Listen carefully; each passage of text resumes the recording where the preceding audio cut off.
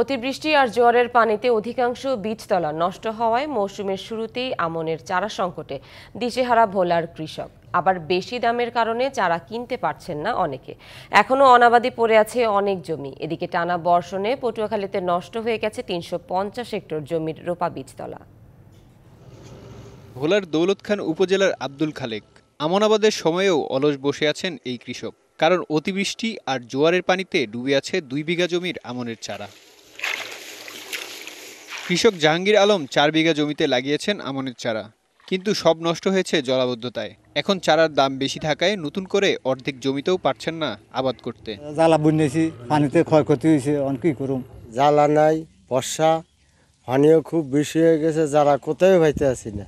অতিরিক্ত বৃষ্টি ও জোয়ারের কারণে চলতি মৌসুমে ৩-৪ বার বীজ বুনেও আশানুরূপ চারা পাননি ভোলার অনেক কৃষক। তাই জমি রাখতে হচ্ছে অনাবাদি। ৬০০ টাকা কেজি বেচে জ্বালা হয় ১০ কেজি, ১০ কোষায় ২% জমি নয় যে আজকে নিয়ে রুইতেরি না। একবার জ্বালা নষ্ট হয়ে গেছে, অন হিরিয়া আবার জ্বালা ৩০০০ টাকা শতাংশ কিনা রুইতেছি।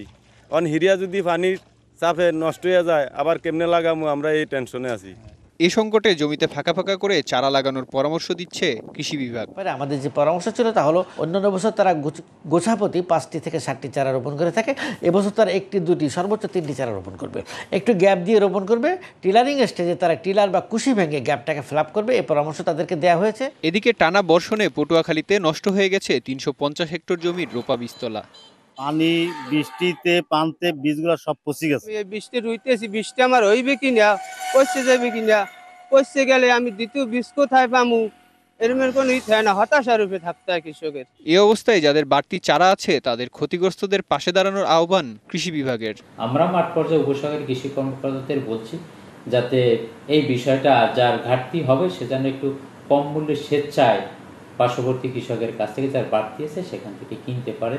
এ ব্যাপারে তারা একটু সংযোগ স্থাপন করে দেওয়া, একটু মধ্যস্থতা করে দেওয়া, এই বিষয়টি আমি তাদেরকে বলেছি। চলতি মৌসুমে ১,৯০,১১৯ হেক্টর জমিতে রোপা আমন আবাদের লক্ষ্যমাত্রা ধরা হয়েছে পটুয়াখালীতে। DBC news desk.